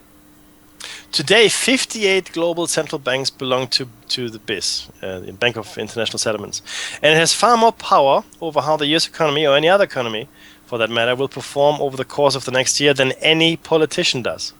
Every 2 months, the central bankers of the world gather in Basel for another global economy meeting. Okay, every 2 months. During those meetings, decisions are made which affect every man, woman, and child on the planet, and yet none of us have any say in what goes on. In fact, most of us don't even know about it. Most of us know about the Bilderberger Conference. This pales in comparison, guys, okay? Pales. This is the fundamental driver for our economies that's being discussed by these guys. The Bank for International Settlements is an organization that was founded by the global elite, and it operates for the benefit of the global elite, okay? And it is intended to be one of the key cornerstones of the emerging one world economic system. This system did not come into being by accident. In fact, the global elite have been developing the system for a very long time. We've said this before, a very, very long time, okay? And in fact, there's a quote from Georgetown University history professor Carroll Quigley, okay, who said in 1966, in which he discussed the big plans that the elite had for the Bank of International Settlements, in fact. Okay, it goes back further than that. In fact, it was founded in the 1930s. In fact, in the 1920s, to oversee the reparations that Germany had to pay to the Allies after World War I. But we'll get to this. The anticipation for the quote is killing me. No, that's the quote. Okay. the powers of capitalism had another far-reaching aim, though. Nothing less than to create a world system of financial control in private hands, able to dominate the political system of each country and the economy of the world as a whole. This system was to be controlled in a feudalist fashion by the central banks of the world, acting in concert by secret agreements arrived at in frequent private meetings and conferences.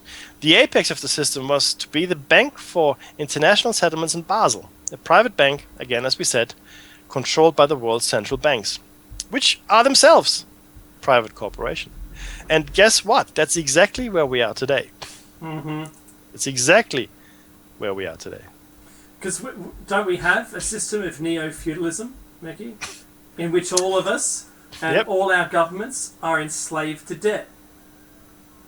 You tell me one country in the world that has zero debt. I think it's Greenland, I think. There's only one. Exactly. Yeah, they kicked the banks out.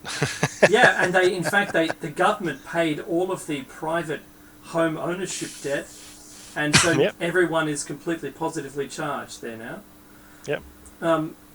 Okay, so the system of debt, though, is governed by the central banks and by the Bank for International Settlements, and it systematically transfers the wealth of the world out of our hands and into the hands of the global elite. But most people have no idea that any of this is happening because the global elite also control what we see, hear and think about. It's George Orwell's 1984, I'm telling you guys.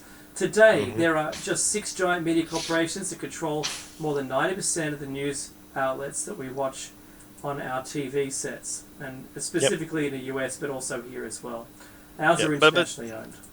Correct, but most of the international news agencies, are feeding into that, and they have the resources to send people around. Now, just to Zippy and Chindolo in the Zippy 7830, sorry, and Chindolo. Look, if information, someone is shooting at me with a laser. That's definitely what that sounds like from Mars I know. Attacks. Sorry about that. Nothing I can do about that, guys. Usually when information, before I go on back to the show notes, usually when information is released in this fashion, let's take Karen Hughes for an example, right? It is because it's to draw your attention away from other things. And I've got a very strong belief that the overriding agenda that everybody has here, it's a depopulation. Depopulation with the aim to cripple us spiritually and stop the awareness cascade from actually happening. It's the point at which I think we spontaneously evolve. Okay, again, it's my theory, and Dave and I worked on this with my brother as well. So you don't have to agree with it, of course, but that's something that we came up with in our spare time. And I think when information like this is released, as well as other information around maybe visitations from visitors off planet or ancient technology that's being found, or maybe even the bombing of a medical facility in the Sudan, it is usually to draw your attention away from something else. So when Karen Hughes is directing our attention to the international banking system and how it's trying to control our lives, in fact, it is controlling our lives, and there's not much you can do about it. So all the information that she gives us doesn't actually help us address the problem. Okay? It doesn't help us to create a better world, and I agree with you there, both in the chat room, that the information that she provides us with, even if it's all true, doesn't really help us change the system. Yeah, and it might draw our attention away from other things that are going on. I will not dismiss the information. I will rebroadcast it, though, because I think it's true. Okay, I do believe it's true that this global elite is controlling us through that, through finance, through debt, through money. And if I've got an insider telling me that it's happening, beautiful, all right, and then I will use that. And she's one insider. She worked there for 20 years. And I think the major agenda that she may have there, or that was given to her, if in fact she is a disinformant, is to draw attention from other things. So there are a lot of red herrings that are going through our group, and I'm talking about the fringe group. We are the fringe guys. Okay, let's face it. We live on the edge. We've got a splinter in our mind, and we get stuck on certain conspiracy theories. The Sasquatch and Bigfoot people won't talk to the UFO people. The UFO people won't talk to the river snake people. The river snake people won't look at the ancient alien people. The ancient alien people have nothing to do with HAARP and so on and so forth. And the paleontologist finding footprints. It just keeps going on. completely. But we need to look at this holistically, right? And there's a lot of this information out there. I mean, buckets, right? I mean, and it's very difficult to sift through. However, as you go through the information, and for the last 3 years, you've heard us. You've heard Dave and I. Dave has also published a book. Mine is still in the works, but you've heard us talk, and you know what we're all about. And I don't want to spend too much time on this because it's sort of taken away from the rest of the information I want to share with you. She is, she's giving me something I can use, and to shine the light on this particular corner of the theory. It's only a tiny, small component. The global elite controlling us through debt. Ooh, what a revelation! but make no mistake. I mean, you listening to this, and especially you guys in the chat room, you're probably more informed than other people, and people that have not listened to us before, or have listened to us only for a little while, or Revolution Radio, or have only come to this kind of subject matter recently. They don't have that information. They don't understand this, and for them, the idea that there's a cabal of elite bankers controlling the fate of humanity might be extremely far-fetched. Not so for us, not really. Anyway, however, the thing I really wanted to spend some time on is actually BIS, right? The Bank for International Settlements. So we don't think any of this is true, right? I mean, we don't think there's any truth in what we're saying here. Now, we said this before. How many Bushes ran or are running for President of the United States? How many Clintons? How many belong to the Yale Skull and Bones Society? How many of the elite are in elite positions? 300 million people, but the same 50 people run for president? Really? That's crazy. That is nuts. I'm going to turn my video on again, guys, just to see if it works. There we go. So what is BIS? What is the Bank of International Settlements? All right, and Dave, we're going to take this and turn, I think, 10 times a year, once a month, except August and October. A small group of well-dressed men arrives in Basel in Switzerland. Each of the dozen or so visiting members has his own office at the club, with secure telephone lines to their home country.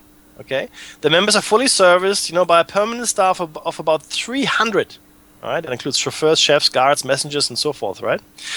Also at their disposal are a brilliant research unit and an ultra-modern supercomputer, as well as a secluded country club with tennis courts and a swimming pool a few kilometers outside of Basel. Dave? The membership of this club is restricted to a handful of powerful men who determine daily the interest rate, the availability of credit, and the money supply of the banks in their own countries. These include the governors of the US Federal Reserve, the Bank of England, the Bank of Japan, the Swiss National Bank, and the German Bundesbank.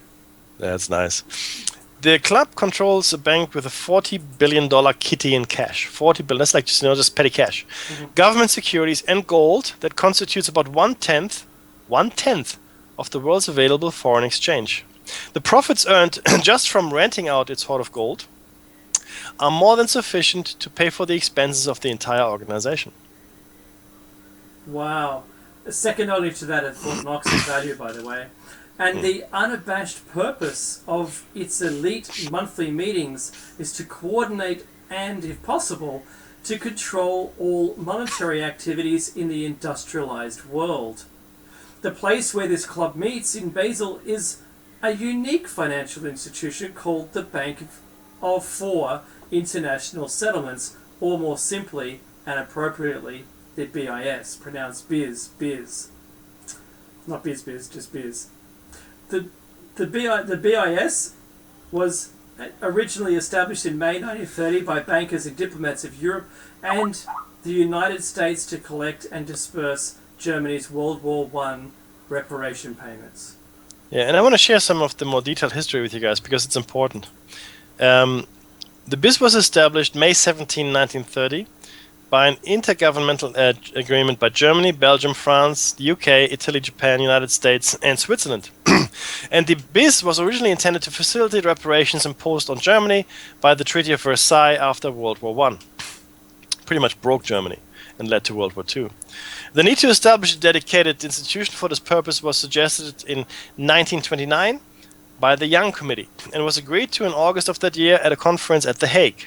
A charter for the bank was drafted at the International Bankers Conference at Baden-Baden in Germany in November, and its charter was adopted at a second Hague conference on January 20, 1930.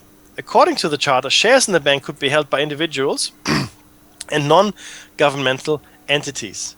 The BIS was constituted as having corporate existence in Switzerland on the basis of an agreement with Switzerland, acting as the headquarters state for the bank. It also enjoyed immunity in all the contracting states. Immunity. Yeah. Between 1933 and 1945, ominous time, the BIS board of directors included Walter Funk, a prominent Nazi official, and Emil Pohl, as well as Hermann Schmitz, the director of EG Farben, and Baron von Schröder, the owner of J.H. Stein Bank. As a result of allegations that the BIS had helped the Germans loot assets from occupied countries during World War II, the Bretton Woods Conference recommended the liquidation of the bank for international settlements at the earliest possible moment, which is still sometime in the future.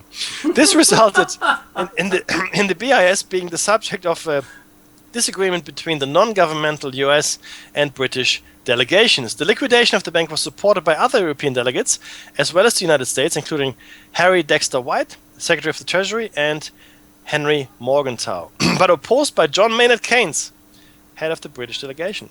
Fearing that the BIS would be dissolved by President Franklin D. Roosevelt, Keynes went to Morgenthau hoping to prevent the dissolution or have it postponed. But the next day, the dissolution of the BIS was approved. Okay, the dissolution was approved. However, the liquidation of the bank was never actually undertaken, obviously. In April 1945, the new US President, Harry S. Truman, and the British government suspended the dissolution, and the decision to liquidate the BIS was officially reversed in 1948. Wow, I think they had a new purpose for it. Yep. Although the BIS was organised as a commercial bank with publicly held shares, its immunity from government interference and taxes in both peace and war was guaranteed by an international treaty signed in The Hague in 1930. Although all its depositors are central banks, the BIS has made a profit on every transaction. And because it has been highly profitable, it has required no subsidy or aid from any government. Yeah, which is really what cripples the UN, if you think about it, right? Yeah. Now, since it also provided in Basel a safe and convenient repository for the gold holdings of the European central banks, it quickly evolved into the Bank for Central Banks. As the world depression deepened in the 1930s and financial panics flared up in Austria, Hungary, Yugoslavia, and Germany, the governors in charge of the key central banks feared that the entire global financial system would collapse unless they could closely coordinate their rescue efforts. Well, the obvious meeting spot for this desperately needed coordination was the BIS, where they regularly went anyway to arrange gold swaps and war damage settlements. Even though an isolationist Congress, we're talking about the US here, America for the Americans under Woodrow Wilson, you might remember, officially refused to allow the US Federal Reserve to participate in the BIS or to accept shares in it, which were instead held in trust by the First National City Bank. Yeah, that's much better. The chairman of the Fed quietly slipped over to Basel for important meetings. World monetary policy was evidently too important to leave to national politicians.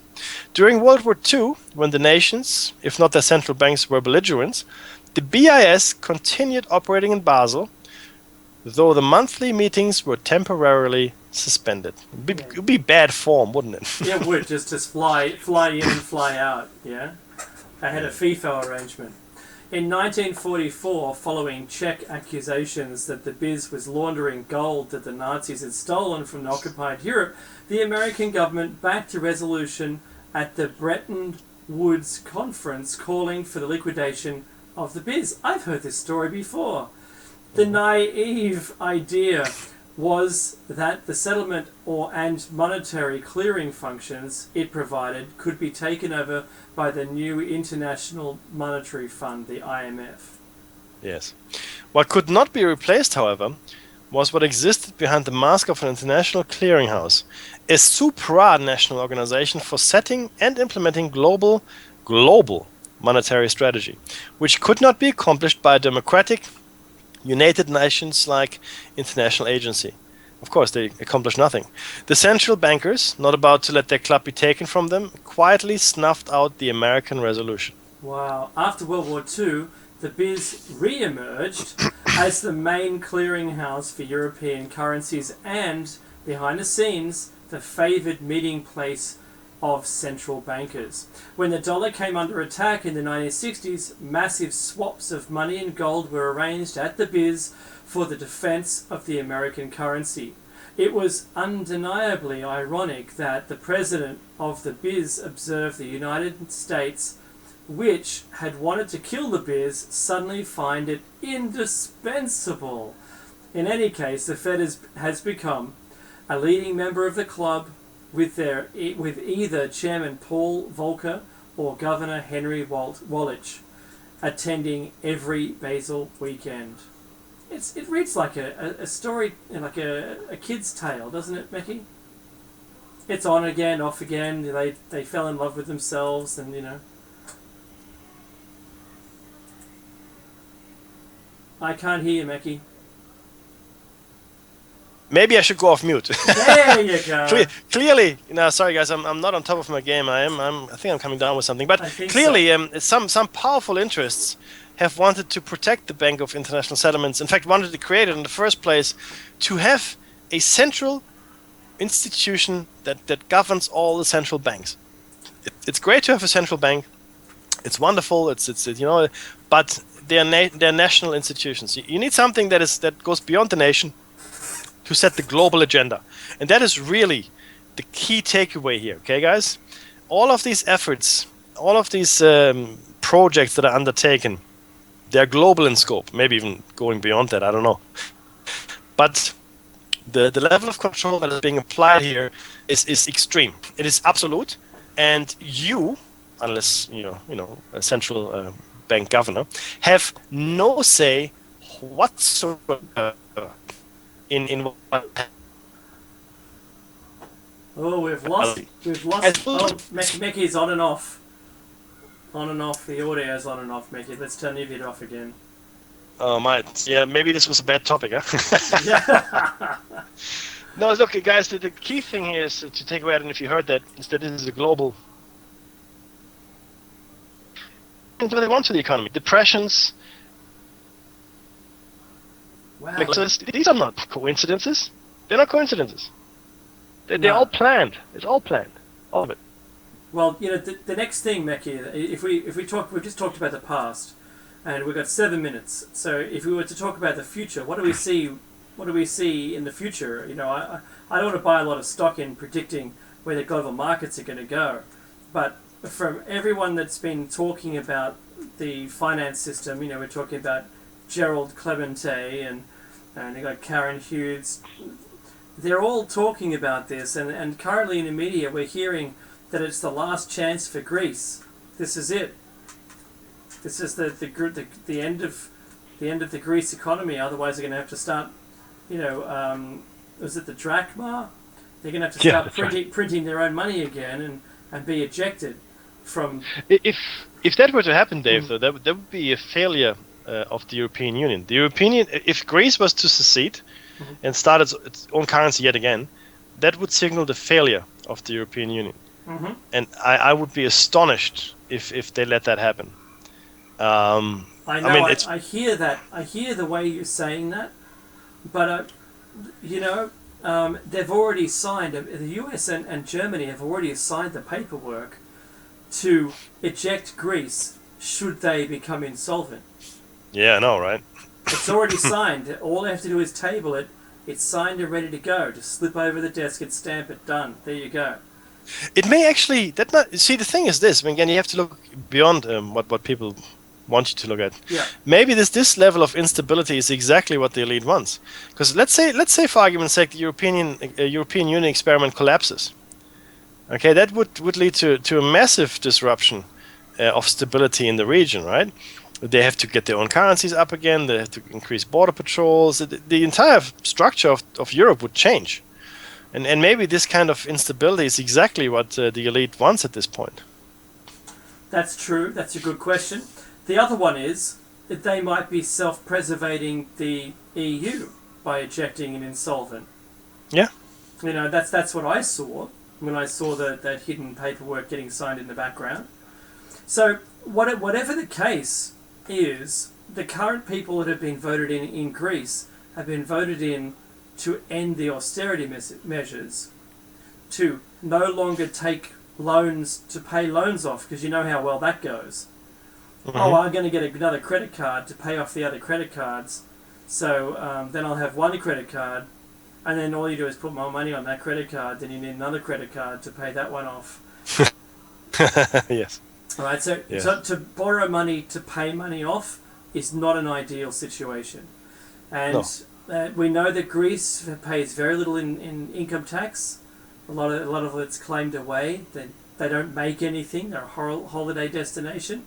So the best thing they could do is start putting ads out. Come to Greece, it's free. You know, getting people there spending money, you know, on food and things. That's about the only way they're going to make any money off this. As people, they're still having runs on the banks over there. The banks are having less and less money, less assets, mean they can't create wealth out of nothing, and they're incapable of paying their debt. And the last time we spoke about this with the IMF at their CDS, or their credit default swaps, and all of the IMF board being sacked because they let, you know, Greece's, you know, the value of the CDS get below 48%. Yep. So Greece's ability to pay back only 48% of their loan target for the period was still allowing them to be successful or stay alive, stay afloat. You know, if I'd said to my bank, I can only pay half the mortgage for this month, they'll say, right, so you're going to pay twice as much next month, right? And you go, oh no, see, 48%, that's all I can pay for at the moment. And they go, well, you know, you're only like $2 in front. This is going to make it behind. If you're delinquent on 3 payments, we come and take your house. The bank doesn't care, right? They just want their money. They've already spent the money that I'm going to repay them.